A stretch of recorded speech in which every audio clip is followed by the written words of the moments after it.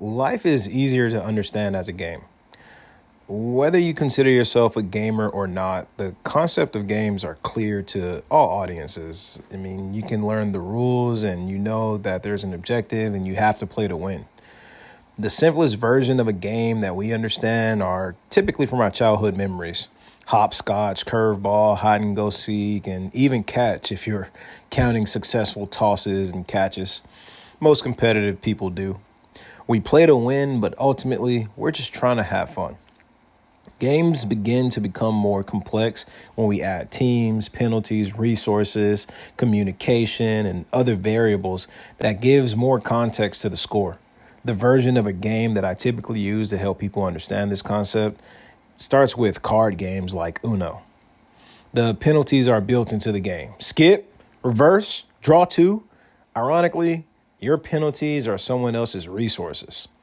Every time you are penalized, you have to watch others play. Think about how annoying that is. Now you're starting to hear more communication. Damn, you have a lot of cards.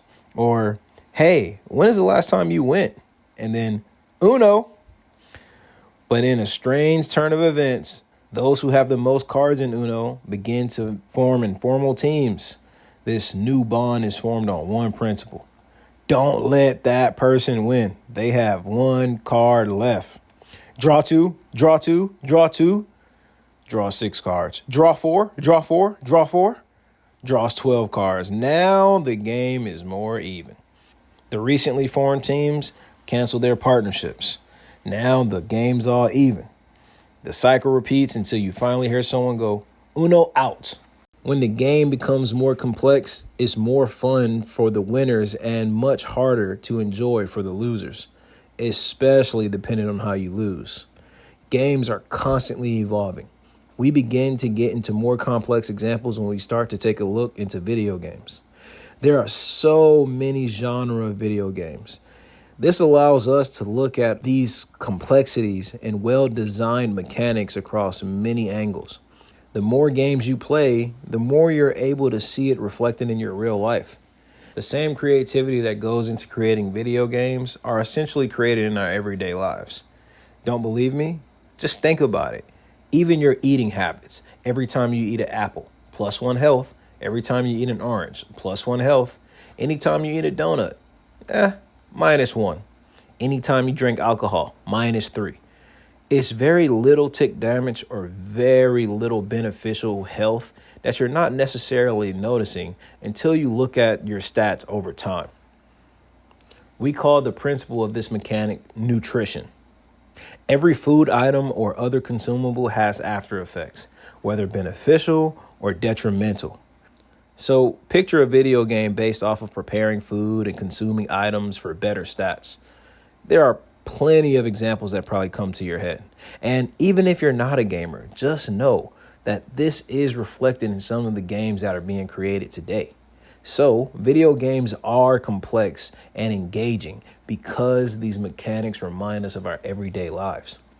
Life is a game far more advanced than the greatest video game that man could ever create.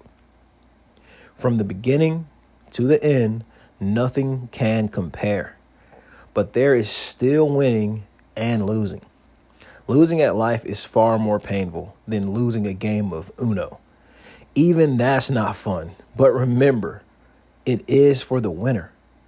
All of the written and unspoken laws in Uno are understood and utilized at winning as many rounds as possible. Think about if Uno was played in rounds of 10 and people started to bet on these games. Picture if it was a competitive sport. You can just imagine the different type of strategies being created to make sure that they're constantly winning the full game by taking advantage of the key rounds within the matchups. That's the same thing in life. You're not going to win every hand, but you have to play smart. You know that every single thing that you do goes towards the game of life. Consider the rounds as the years and the cards as your luck. What are you going to do every single round? How are you going to play your hand? Life doesn't start off even like a chess matchup. But one thing I love about chess is that even a pawn can become a king. So this is a game of life. Are you going to play your hand correctly? Are you going to move strategically?